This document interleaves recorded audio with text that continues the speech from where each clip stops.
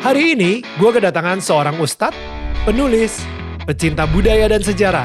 Ini dia, spesial jauh-jauh dari Yogyakarta, Ustadz Salim Afila. Di sini, untuk pertama kalinya, Ustadz Salim bercerita secara personal bagaimana ia bisa melewati ujian yang sangat berat di awal pernikahannya. Keguguran sampai 4 kali, sampai di titik di mana ia harus memilih apakah mempercayakan vonis dokter atau berdoa terus kepada Sang Pencipta. Inilah dia kisah tetangga kita.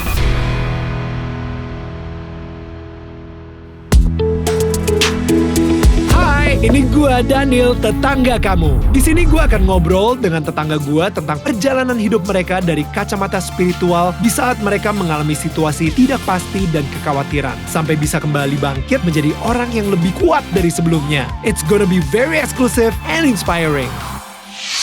Hey guys, kembali lagi di Daniel Tetangga Kamu. Dan yang pastinya seperti biasa nih, gue akan promo-promo dulu untuk merchandise kita. Karena ini merchandise Daniel Tetangga Kamu udah ada. Dan kalian kalau misalnya mau jadi bagian dari tribe kita, bisa langsung beli. Ini ada QR code-nya, langsung ke situ. Atau bisa ke official shop di Tokopedia. Search aja DMN Official Merch. Nah, hari ini gue excited banget ngobrol sama seseorang yang I really look up to. Karena pengetahuan dia tentang sejarah Indonesia itu benar-benar keren banget. Dan gue asli banyak banget pertanyaan yang pengen gue tanyakan. Langsung aja, ini dia Ustadz Salim Afila. What's up? Alhamdulillah. What is up? Oh my goodness. Gue gak tau ya, gue pas lagi research gitu ya, itu bener-bener nikmat researchnya juga gitu, sambil mendengarkan Ustadz itu kayak bertutur cerita gitu. Dan kayak misalnya tentang babat tanah Jawa gitu. Itu sesuatu yang gue gak pernah dengar sebelumnya, tapi gue nikmatin banget ngedenger cara Ustadz juga menceritakan tentang sejarahnya Islam masuk ke Indonesia gitu. Saya merasa tersanjung sekali, Mas. It's such an amazing story. Keren banget. Nah, tapi ternyata bukunya dari Ustadz sendiri itu bukan semuanya tentang sejarah, tentang Pangeran Diponegoro atau tentang ngebahas babat tanah Jawa sendiri. Tapi justru banyak tentang cintanya juga gitu ya. Saya kayaknya menulis itu sesuai dengan apa yang sedang saya jalani kali ya. Right. Jadi ketika awal dulu menulis buku saya terbit pertama tahun 2003, saya concern ke masalah remaja, ke apa yang dihadapi oleh teman-teman sendiri gitu ya. Kemudian saya tuangkan dalam tulisan pacaran, kemudian masalah tentang teman-teman muslimah dengan berbagai krisis kepercayaan diri, dengan berbagai krisis identitas, kepribadian gitu, dan melangkah ketika menikah. Dan itu menarik by the way, karena itu bukunya Bidadari Cemburu Padamu ya kan. Dan itu adalah seorang laki-laki yang menulis kepada muslimah gitu. Iya, kepada teman-teman biasanya perempuan. Kan kebanyakan kalau misalnya untuk nasihat-nasihat ke teman-teman perempuan itu yang mungkin ustazah lah yang bisa bakal, nyambung ya kan. Iya, tapi ini dari seorang laki-laki gitu. Tapi menarik juga karena ternyata buku itu masih relate sampai sekarang dan masih kita cetak ulang terus gitu setelah mungkin dari tahun itu 2004 ya sudah 19 tahun berlalu dan ternyata masih banyak yang merasa relate, mendapatkan jawaban-jawaban dari persoalannya dari buku itu. Itu salah satu yang saya syukuri sejak awal kenapa saya menulis. Saya tuh dulu dapat nasihat, kamu itu kan cita-citanya menjadi orang yang berguna bagi nusa, bangsa dan agama. Kan klise banget ya. Gimana sih caranya berguna bagi nusa, bangsa dan agama? Oh, mungkin berkuasa. Dengan berkuasa bisa menentukan kebijakan berdampak bagi banyak orang. Wow. Tapi nunggu berkuasa kapan? Kita hanya akan berhayal. Kemudian mungkin jadi orang kaya, dengan kekayaan bisa menjadi penolong bagi banyak orang. Tapi nunggu kaya juga hanya akan jadi hayalan. Kita bisa berbuat sejak sekarang dengan apa yang kita miliki untuk menjadi bermanfaat, tidak harus menunggu 2 hal itu. Nah, ketika itu saya pikirkan yang paling cepat, besar dampaknya adalah menulis. So good. Ketika saya bicara mungkin yang dengerin berapa puluh orang, ratus orang. Tapi ketika menulis maka menjadi menembus batas ruang dan waktu kan. Bahkan mungkin saya berharap setelah saya mati pun tulisan saya masih dibaca, masih menginspirasi. Dan dalam konsep yang saya yakini misalnya pahalanya masih ngalir terus. Betul. Dan tidak putus-putus. Betul. Dan ini berhubungan juga dengan sebuah cerita yang saya sempat nonton juga ketika Ustadz ngomongin soal siapa yang dari pena habis itu jadi keris dan mengalahkan Sunan Giri. Yes. Ya. Itu saya ngerasa emang ya dari penanya beliau itu, dari tulisannya sebagai seorang penulis itu bisa mempunyai impact sampai mengalahkan army gitu, maksudnya militer gitu kan, berapa ratus ribu orang gitu misalnya. Karena memang ya waktu itu di Babat kan memang ditulis sebagai metafor ya. Jadi dari pena bisa menjadi keris. Yang disebut dalam Babat Tanah Jawi sebagai Kanjeng Kiai Kolomunyeng. Kolomunyeng itu kemudian kita maknai, interpretasikan sebagai kalam unyeng, ucapan atau tulisan yang membuat orang kemudian kebingungan dan akhirnya satu sama lain para penyerang ini saling menyerang sendiri dan mereka hancur. Dan itulah dulu kebijakan dinasti Mataram ketika menulis Babat, mereka ingin tetap menjaga wibawa dan menjaga nama baik leluhur. Karena Sunan Giri ini salah satu leluhurnya ya. Kalau ditulis harfiah mungkin nanti jangan sampai timbul kesan, oh Sunan Giri ini provokator hebat, tukang adu domba. Tapi beliau kemudian dicitrakan dengan kesaktian tadi karena kesaktian bahwa jadi kesaktian itu metafor tentang kecerdikan, kepandaian dan strategis ya, ahli strategi ulung yang kemudian bisa membuat mereka akhirnya musuhnya ini kacau sendiri gitu. Tapi ya itu maksudnya itulah seberapa kuatnya tulisan gitu ya gak sih? Dan sebelum menikah udah menulis bahwa nikmatnya pacaran. Ketahuan nih kayak memang risetnya detail nih kayaknya. soalnya ini menarik sih karena nikmatnya pacaran setelah menikah. Tapi ditulisnya sebelum menikah. Beberapa bulan sebelum. Yes. Ya.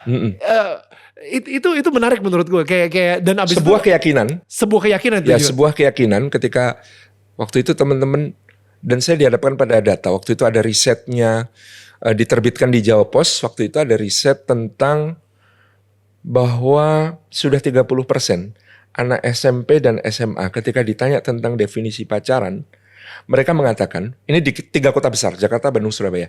30% anak-anak SMP dan SMA ketika ditanya definisi pacaran, mereka menjawab, bukan pacaran kalau nggak pakai ML. Bukan pacaran kalau nggak pakai seks. Maka definisi ini bahaya. Nah ketika itu apa yang bisa kita tawarkan sebagai sebuah hal yang menarik buat mereka, ya, mencegah mereka dari seks bebas, mencegah mereka dari kondisi-kondisi yang bisa merusak masa depannya. Ya, kita memberikan satu keyakinan, namanya pacaran setelah pernikahan. Saya sampai membuat subjudul itu sup kaldu yang bumbunya dimakan dulu. Kamu mau makan sup kaldu, ini sup kaldu, tapi kamu ambil bumbunya, kamu nikmati sekarang sebelum masakannya matang, sebelum masakannya jadi. Apa yang akan terjadi dengan sup kaldu itu? Dia kurang bumbu, dia akan hambar. Ketika apa-apa yang seharusnya menjadi bumbu pernikahan, menjadi sesuatu yang indah dalam pernikahan, dinikmati terlebih dahulu sebelum masuk ke gerbang pernikahan, itu akan menjadi berkurangnya nanti. Jadi logika-logika itu yang kita sampaikan. Dan itu 20 tahun yang lalu ditulis dan menurut saya sampai sekarang pun juga masih sangat relate banget. I mean it's a huge problem. Apalagi dengan adanya generasi sosial media, TikTok dan Instagram dan lain-lain gitu. Itu membuat kayak lebih dinormalisasi lagi aja. Ya yang namanya pacaran ya udah bisa. Memang harus begitu. Udah bebas banget gitu. Nah akhirnya setelah nulis itu tadi kita baru ngomongin 2 buku tuh. Abis itu buku ketiga akhirnya itu tuh yang ditulis bahagianya merayakan cinta setelah menikah tuh ya. Ya kita berbagi tentang ternyata apa yang kita yakini itu bisa kita wujudkan, bisa kita buktikan bahwa pernikahan ini jalan untuk mempertemukan cinta kita menjadi sebuah perayaan yang penuh makna. Menjadi ketika kita berada dalam kebahagiaan, maka doa ketika orang menikah itu berkah. Blessing, berkah itu di dalam bahagia ada kebaikan. Karena kalau tidak didoakan dengan berkah, bahagia pun bisa bikin orang lalai. Bisa bikin orang lupa, bisa bikin orang lepas dari nilai yang seharusnya. Betapa banyak cerita ya di Indonesia diceritakan di banyak lagu. Ketika masih susah, ingat waktu susah nasi basi pun dimakan sepiring berdua. Itu romantis. Ya. Tetapi ketika karir menanjak, ketika kemudian kehidupan sudah membaik, suaminya menjadi seorang yang sukses di bidang ekonomi gitu ya. Kemudian istrinya menjadi sosialita misalnya. Ternyata ada yang hilang. Dulu yang paling ganteng suaminya, ketika sudah seperti itu ternyata supir lebih menarik untuk jadi teman curhat gitu. Oh my goodness. Kalau dulu istrinya yang paling cantik, sekarang sekretaris lebih menarik misalnya. Ketika tidak ada blessing, maka kebahagiaan, pencapaian, kesuksesan bisa menjadi masalah. Maka perayaannya adalah mensyukuri sesuatu yang membahagiakan. Wow. Ketika pun di dalam masalah, ketika pun dalam satu kondisi yang berat, ketika pun dalam kondisi yang gak nyaman, musibah, ujian, maka bisa ada kebaikan juga dengan bersabar. Seperti naik roller coaster, ketika lagi ngeri-ngerinya, jangan malah lompat. Harus mempererat pelukan dan gandengan kan. Ya kalau kita lagi roller coasternya ngeri-ngerinya justru harus meluk. Teriak-teriak bareng, nangis-nangis bareng, ayo. Tetapi kita hadapi bersama. Dan doanya orang menikah itu selain berkah adalah wa jama'a bainakuma fi khair. Semoga dihimpun dalam kebaikan. Kebaikan itu ketaatan di dunia yang akan menjadi pondasi bagi generasi yang dilahirkan. Ketaatan kepada Tuhan itu kan generasi yang berikutnya akan menikmatinya sebagai sebuah pondasi kebaikan di masa yang akan datang. Dan nanti tentu keyakinan kita di akhirat kembali menjadi pasangan. Jadi kalau saya sering mengatakan relationship goal kita itu firman Allah dalam Al-Quran, udkhulul jannata antum wa azwajukum tubarun. Masuklah ke dalam surga, kamu dan istrimu digembirakan oleh Tuhan. Wow. Dan itulah yang kemudian kita tuangkan dalam buku ini menjadi hanya 3 poin ini ya, tapi bab panjang jadi 542 halaman. Itu dia tuh. Kita ngomongin udah stop sampai 3 buku ini aja dulu ya. Iya, ada 19 buku kan by the way kan. Iya. Kan? Jadi kayaknya udah deh kayaknya kita 3 buku aja dulu kita ngobrolinnya. Tapi ini 3 buku yang mungkin sangat relate banget karena sekarang ini gue ngerasa di Indonesia banyak apa ya, banyak serangan khususnya kepada keluarga. Oke. Jadi kalau misalnya nanti mungkin waktunya sempat gitu kita akan ngomongin soal Babat Tanah Jawa. Oh iya. Tentang Diponegoro. Udah banyak sih yang ngobrol itu banyak, kan. gitu. Kita kayaknya ini memang isu keluarga ini lagi rame banget. Iya. Bener. Gue juga baru sadar karena gini sih kayak gue ngerasa justru kekompakan dalam sebuah keluarga. Kemarin itu gue sempet ngedapetin sebuah video yang lagi viral banget. Orang pada ngantri di kantor agama untuk perceraian gitu ya. Dan itu benar-benar kayak ngantri banget. Wah ini mau cerai udah kayak ngantri sembako. Dan pas gue ngeliat kayak gitu gue yang kayak sedih banget karena ini kayak perceraian sudah dinormalisasikan banget gitu. Wah ya udahlah nggak apa-apa lah. Sekarang saya jujur nggak tahu surveinya atau datanya berapa pasangan, satu dari berapa pasangan yang udah bercerai gitu ya. Tapi kayak apakah ini dari budaya luar, kayak budaya luar itu udah menormalisasikan perceraian akhirnya masuk ke Indonesia dan ya udahlah it's okay, film-film juga kayaknya udah biasa cerai dan lain-lain gitu. Tapi keluarga utuh itu sekarang tuh kayak diserang mati-matian banget sampai kalau misalnya di luar tuh lebih parah lagi. Keluarga utuh itu udah bisa punya 2 ayah atau punya 2 ibu gitu. Dan itu udah dinormalisasikan di situ. Nah, ya saya amit-amit jangan sampai itu masuk ke Indonesia gitu. Nah, tapi sekarang ini si keluarga utuh ini emang menjadi serangan banget. Kalau misalnya saya ngelihatnya dari segi spiritual, emang ini adalah strategi iblis yang paling efektif untuk menceraikan suami dan istri. Kenapa? Supaya generasi berikutnya hancur. Rusak gitu. Kalau misalnya tidak ada keluarga yang lengkap, tidak ada sosok ayah di rumahnya atau tidak ada sosok ibu di rumahnya gitu. So I don't know. Kalau misalnya dari Ustadz sendiri, kenapa ini sebuah isu yang ya lumayan menggerakkan hati dari Ustadz Salim juga? Keluarga itu kan sebenarnya unit peradaban terkecil ya saya bilang. Tempat di mana kemudian kita menyemaikan satu harapan tentang generasi penerus yang lebih baik. Dan sebenarnya diakui atau tidak, seharusnya ya negara-negara Eropa, juga teman-teman kita di Korea, di Jepang sudah merasakan dampak dahsyat yang harus mereka tuai terhadap pengabaian nilai-nilai keluarga. Dengan semakin sedikitnya orang yang mau menikah karena menganggap pernikahan itu beban. Pernikahan itu nanti harus berbagi harta, pernikahan itu nanti melahirkan kewajiban-kewajiban hukum dan sosial yang rumit. Maka mereka menjadi semakin sedikit yang mau menikah. Ketika mereka menikah pun akhirnya sedikit yang mau punya anak. Karena ada paham child free lebih enak. Child free kita bisa punya relationship yang lebih sehat. Tidak diganggu oleh kehadiran anak yang kemudian merepotkan, menyusahkan.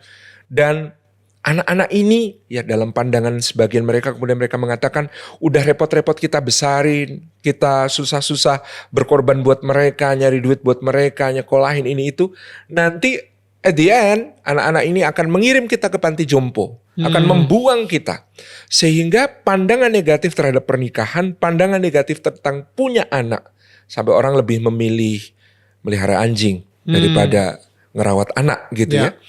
Ini kan melahirkan satu kondisi di mana fertility rate turun drastis. Right.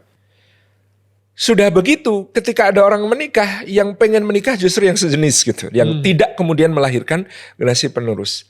Maka sebenarnya kan peradaban terancam dari situ. Ketika angka kelahiran semakin turun, ada teori mengatakan sebuah peradaban akan bertahan kalau fertility rate-nya di atas 2,4. Artinya dalam 10 keluarga ada 24 anak, itu baru minimal dia akan bertahan. Dan sekarang angka di Eropa, lebih-lebih di ras Eropa sendiri, itu angkanya sangat memprihatinkan. 1,3, 1,2, ya, 1,5, 1,4. Spanyol, Inggris, Prancis, Jerman, semua menghadapi itu. Hanya mereka tertolong oleh teman-teman imigran sebenarnya. Teman-teman imigran yang kemudian mengisi fertility yang gede. Teman-teman dari Maroko, teman-teman dari Turki, teman-teman dari Suriah, teman-teman dari Libya, teman-teman dari Middle East yang kemudian banyak masuk ke Eropa ini. Justru mereka menolong dalam tanda kutip dengan memiliki angka kelahiran yang tinggi sehingga ini masih akan bertahan. Meskipun nanti akan ada pergantian wajah kali ya. Kayaknya sih gitu ya. 30 tahun yang akan datang mungkin orang Inggris itu lebih banyak seperti Sadiq Khan. Bukan seperti King Charles. 30 tahun yang akan datang orang Perancis itu bukan seperti Emmanuel Macron tapi seperti Karim Benzema gitu. 30 tahun yang akan datang orang Jerman itu kayak Mesut Ozil banyakan gitu. Itu yang terjadi. Tapi kalau di Jepang, di Korea Selatan yang terasa adalah TK tutup. SD tutup. Sekolah-sekolah mulai tutup. Anak-anak kecil gak ada. Adanya generasi yang semakin menua. Yang piramida penduduknya itu bentuknya nisan, lebih banyak generasi tua daripada generasi muda. Dan itu sesuatu yang hanya sebuah hitung mundur untuk mencapai satu finish gitu. Nah, ini yang kemudian menjadi concern penting kenapa nilai-nilai keluarga ini menurut saya harus kita perjuangkan tetap di negeri kita, di Indonesia. Bahkan sebenarnya harusnya disiarkan, dikampanyekan untuk seluruh dunia. Bagaimana keluarga menjadi benteng yang sangat kuat untuk menjaga peradaban ini berlangsung. Untuk terus ada generasi penerus yang lebih baik. Untuk adanya anak-anak kita yang makin berkualitas. Dan itu dimulai dari keluarga. Kalau Mas Daniel mengatakan, sampai dikatakan ini project iblis banget, ngancurin keluarga. Ya paling tidak ini betul-betul ngancurin kemanusiaan ke depan kalau kita diam, kalau kita tidak punya kepedulian.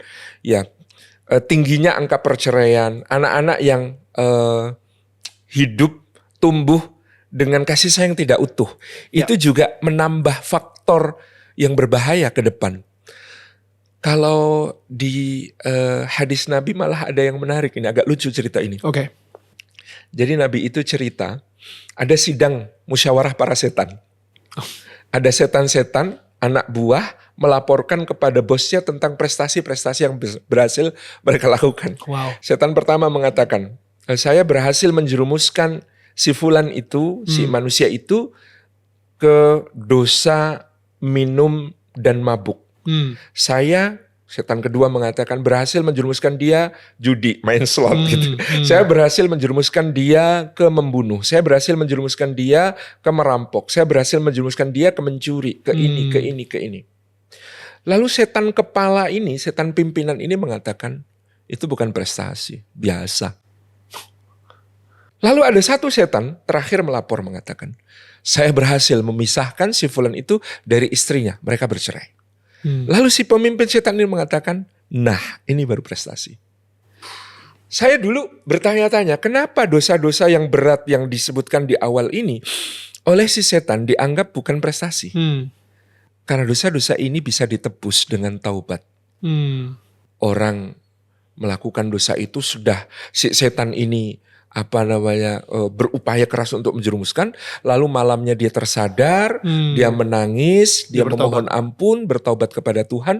Tuhan begitu maha pengasih, maha penyayang, menerima taubat itu. Kalau yang berkaitan dengan hak orang lain, mungkin ada yang mencuri, dia kembalikan. Dia kembalikan harta hasil korupsi, misalnya, lalu dia menangis, bertaubat kepada Tuhan. Dosanya bersih. Dia kembali menjadi manusia suci. Dia bahkan disayang oleh Tuhan lebih dari sebelumnya. Maka semua upaya setan untuk menjerumuskan dia yang telah mungkin berlangsung bertahun-tahun itu jadi tidak ada gunanya. Tetapi soal rumah tangga yang rusak, rumah tangga yang tercerai, satu, mau nangis-nangis juga belum tentu bisa balikan. Ketika sampai kemudian mau gimana pun yang namanya ikatan kepercayaan itu kan kayak botol. Sekali jatuh pecah ikatan percayaan antara suami istri. Diperbaiki kayak apapun, retak-retaknya itu kelihatan. Nggak akan utuh kembali, nggak akan sama seperti dulu. Dan isu distrustnya akan menjadi semakin kencang meskipun mereka masih suami istri. Kemudian yang kedua penjelasan para ulama, ternyata yang namanya rumah tangga yang rusak itu membuka pintu dosa bagi banyak orang. Pintu dosa untuk si janda, pintu dosa untuk si duda, pintu dosa untuk anak-anak mereka, pintu dosa untuk orang-orang di sekitarnya.